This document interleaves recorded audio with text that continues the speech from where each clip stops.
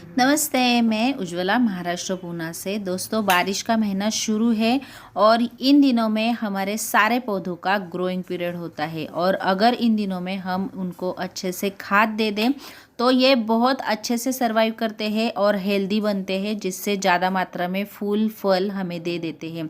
लेकिन खाद मिलाते वक्त हमें कुछ सावधानियां रखनी पड़ती है, जिसके बारे में आज हम बात करने वाले हैं। अब ये दो तरह की खाद आप देख रहे हैं, ये किचन वेस्ट कंपोस्ट है या फिर वर्मी कंपोस्ट का भी आप ऐसा ही रंग देख सकते हैं। और ये है गोबर की खाद, ये अच्छे से सड़ी हुई है।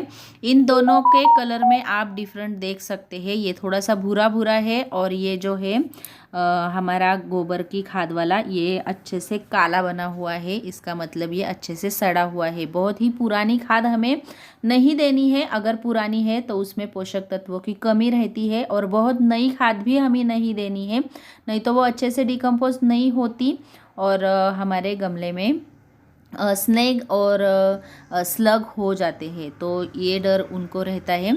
आप इन खाद में और भी कुछ चीज़ें मिला सकते हैं। वैसे तो कोई भी कंपोस्ट होती है वो हर तरह का पोषण हमारे पौधों को देती है, जैसे कि मिट्टी एसिडिक करना या फिर नाइट्रोजन होता है, सेकेंडरी न्यूट्रिएंट्स, प्राइमरी न्यूट्रिएंट्स, सभी प्रकार की खाद इसमें मौजूद होती है, सभी प्रकार के पोषक तत्व इसमें मौजूद होते हैं। इस साल मई महीने में ज़्यादा धूप नहीं आई थी आखिर में, जब हम खाद अच्छे से सुखाते हैं, उसको छानते हैं, इसलिए कई लोगों की खाद अभी गीली है। अगर आपने घर पर बनाई हुई कोई भी कंपोस्ट अगर गीली है, वो सूखी हुई नहीं है, तो एक क्राइटेरिया आप ध्यान में रखिएगा, उसमें स्मेल नहीं आनी चाहिए। अगर स्मेल आ रही है तो आपकी खाद अभी तैयार नहीं है, आप कुछ दिन तक उसका इस्तेमाल नहीं करेंगे। और अगर उसमें स्मेल नहीं आ रही है और उसका रंग अच्छे से डार्क हो गया है तो आप उसका इस्तेमाल कर सकते हैं, क्योंकि वो पूरी तरह से डिकम्पोस्ट हो गई है। अगर डिकम्पोस्ट नहीं हुई है तो इन दिनों में आप उसका इस्तेमाल करेंगे तो हमारे पौधे की मिट्टी में फंगस हो जाएगी और पौधे को अच्छा तो कुछ नहीं मिलेगा, लेकिन फंगस के कारण हमारा पौधा खराब ज़रूर हो सकता है। अब आप जो भी कंपोस्ट लेंगे उसमें अगर आप चाहते हो तो कोई भी एडिशनल चीज़ें इसमें इस्तेमाल कर सकते हैं, जैसे कि रॉक फॉस्फेट या फिर बोन मील या फिर अभी तो मैं यहाँ पे रॉक फॉस्फेट थोड़ा मिलाया है और इप्सम सॉल्ट भी मिला रही हूँ। तो इन चीज़ों का अगर आपने मिक्सचर बना के दे दिया तो बहुत सारे एडिशनल न्यूट्रिएंट्स हमारे पौधे को मिल जाएंगे खाद के साथ साथ। ये सब चीज़ें भी अच्छी होती है, ये सब खाद का ही एक पार्ट होती है और हमारा काम बच जाता है बार बार खाद देने का, अगर एक साथ हमने 3-4 चीज़ें अगर मिक्स करके हमारे पौधे को दे दी तो। आपको तो पता ही है, वैसे तो कंपोस्ट हर तरह से संपूर्ण खाद होती है, लेकिन उसमें अगर ये एडिशनल चीज़ें दे दी तो और भी अच्छे रिजल्ट हम पा सकते हैं हमारे पौधे के साथ। अब अगर आपके यहाँ पे लगातार बारिश हो रही है और आपके सारे पौधे बारिश में है या फिर बाहर है, जैसे कहते हैं मेरे तो बालकनी में है या फिर खिड़की के ग्रिल में है, तो वहाँ पे बारिश नहीं लगती है, लेकिन आपके अगर बाहर है और उन पर लगातार बारिश गिर रही है तो आप बिल्कुल भी उसमें खाद ऐड नहीं करेंगे, क्योंकि बारिश का पानी गिरने से जो मिट्टी होती है उसमें बूंदे गिर के हमारी मिट्टी बाहर आ जाती है। अगर हमने खाद दी तो वो खाद भी बाहर आ जाएगी और हमारे पौधों को कुछ भी पोषण नहीं मिलेगा, हमारी खाद बर्बाद हो जाएगी। तो आप बिल्कुल भी उसमें खाद नहीं देंगे। और लिक्विड खाद तो आपको इन दिनों में बिल्कुल भी नहीं देनी है। लिक्विड खाद तो पानी के साथ ही होती है और ऊपर से बारिश गिर रही है तो वो पानी के साथ बह जाएगी और हमारे पौधों को कुछ भी पोषण नहीं मिलेगा। वैसे तो बारिश का पानी ही एक अच्छा सा पोषण होता है, उसमें बहुत सारा नाइट्रोजन, मिनरल्स और मिट्टी को एसिडिक करने के तत्व होते हैं, तो आप एक्सटर्नल कुछ खाद देने की ज़रूरत नहीं है। और मिट्टी एसिडिक होने से हमारे पौधे में अच्छे से फूल आते हैं, लेकिन इन दिनों में बारिश का पानी हमारे मिट्टी को एसिडिक बनाता है, तो आप बिल्कुल भी फिटकरी या फिर नींबू का पानी, ऐसी खाद हमारे पौधों को नहीं देंगे। अब इस कंपोस्ट में हम ज़रूरत है नीम खली मिलाने की। नीम खली हमें ज़रूर से ज़रूर मिलानी है, बाकी कुछ मिलाओ या ना मिलाओ, कंपोस्ट और नीम खली ये दो चीज़ें बहुत ही ज़रूरी है। इन दो चीज़ों को आप अपने पौधे में ज़रूर मिलाएंगे। बारिश में पौधे भीग रहे हैं तो उनमें नहीं, जो बारिश में नहीं रखे हैं उनकी मैं बात कर रही हूँ। अब आपके पौधे की साइज़ को ध्यान में रख के या फिर पौधे के टाइप को ध्यान में रख के आपको इस खाद को उस गमले में मिलाना है, या फिर गमला अगर बहुत बड़ा है तो थोड़ी ज़्यादा मात्रा में आप खाद मिला सकते हैं। गमला बहुत छोटा है तो बहुत कम मात्रा में आप इस कंपोस्ट को अपने गमले में मिला सकते हैं।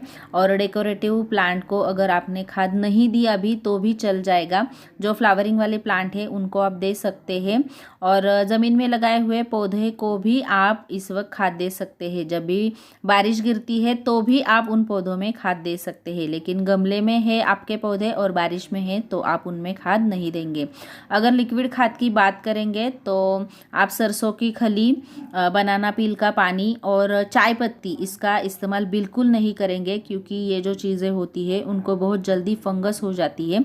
अब इन दिनों में ह्यूमिडिटी बहुत होती है हवा में, तो ऐसी चीज़ों को बहुत जल्दी फंगस हो जाती है और पौधा ख़राब हो सकता है। तो ये खाद से ज़्यादा फंगस आने के काम करती है ये तीनों चीज़ें। तो आप चाय पत्ती भी नहीं देंगे। अगर आपको देनी ही है चाय पत्ती तो अच्छे से गड्ढा बनाएंगे और उस गड्ढे में थोड़ी सी चाय पत्ती डालेंगे और अच्छे से उस गड्ढे को या फिर चाय पत्ती को अच्छे से ढक देंगे, तभी उस चाय पत्ती में फंगस नहीं आएंगी। लेकिन मेरे ख्याल से आपको चाय पत्ती को भी नहीं देना है। अगर कुछ भी नहीं है तो फिर आप थोड़ी मात्रा में इस तरह से उसमें दे सकते हैं। अब बात करेंगे पौधों को हम जो स्प्रे करते हैं उसके बारे में। कोई भी खाद का स्प्रे हो या फिर आप जो भी नीम के तेल का या फिर कोई भी गौमूत्र का वगैरह अगर आपने स्प्रे करना है आपके पौधे को, तो 2 घंटे तक उसके ऊपर बारिश का पानी नहीं गिरना चाहिए, नहीं तो वो हमारा स्प्रे बर्बाद हो जाएगा, धुल जाएगा पानी से और उसका कुछ फ़ायदा नहीं होगा। तो आप स्प्रे करते वक्त ये बात ध्यान में रखिएगा, जब भी आप स्प्रे करेंगे 2 घंटे तक उस पर बारिश नहीं गिरनी चाहिए।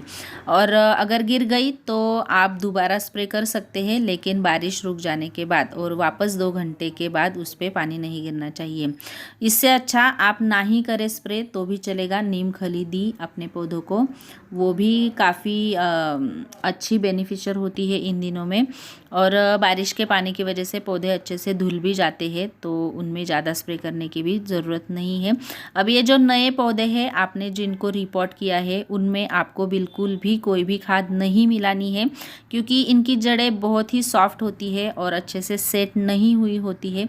अगर आप कंपोस्ट देंगे तो गर्मी से पौधे की जड़ें खराब हो सकती है।